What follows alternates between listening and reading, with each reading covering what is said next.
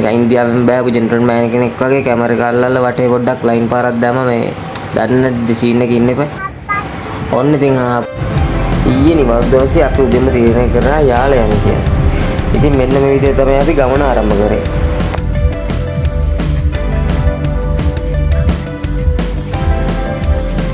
අපි දෙක වෙද්දි ජිප් එක ළඟ ඉන්න ඕන නිසා දවල්ට කාලම යන්න තීරණය කරා.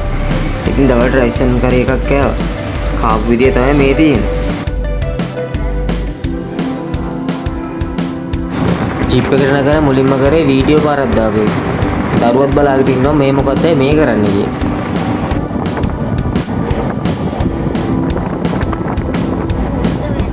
බෑග් එක ගත්තද? ID පර්ස් එකත් එක්කනේ නේ. බලන්න එක්ක.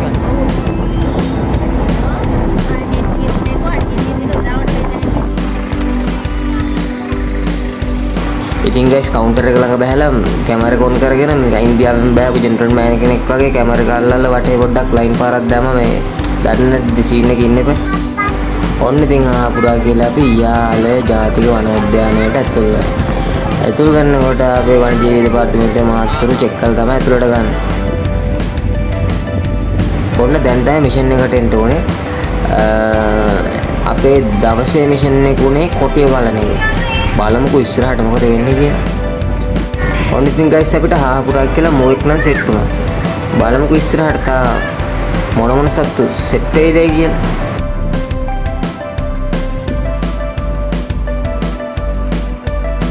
මෙන්න මේ වැවේ ලොකු කිඹුලෙක් හිටියේ මේ කැමරා එකට නම් පේන්නේ නැති වීඩියෝ පාරක් දාගත්තා.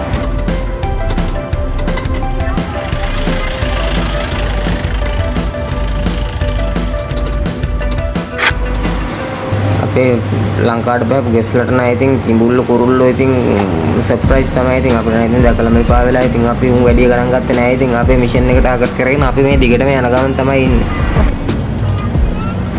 ඔන්න ගයිස් නැවතත් මොයික් මේ දුරින් ඉන්නේ මෝරංචුවක්. කැමරා පැහැදිලි නැති හින්දා ඉතින් කරන් දෙන්නේ නැහැ. පේන විදිහ තමයි මේ කිඹුලු සිට්ටව මේ කිඹුල හිටියේ වේවට මම නමක් දැම්ම කිඹුල් බව කියලා.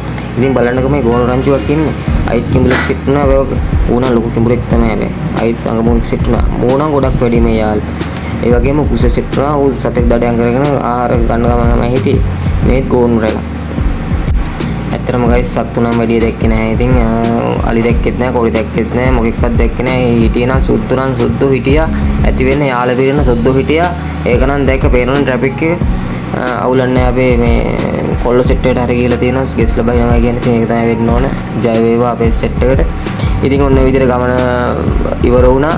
මේ අපි ගෙදර යන ගමන් තමයි ඉන්නේ. ඉතින් එළියට දාලා අපේ අය ඩ්‍රයිවර් අයියා 60ට වේගින් අපි ඩ්‍රොප් කරන්න යන ගමන් තියෙන මං ගිහුවා අයියට ඉක්මනට ගෙනින් දාන්න කියලා. අපි මේ පුතා පොඩි වැඩක් තියෙනවා තිස්සින් කරගන්න කියලා.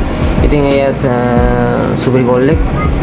එයාට පොඩි ටිප් එකක් දීලා ඉතින් ගමන එන්න කර ජය වේවා.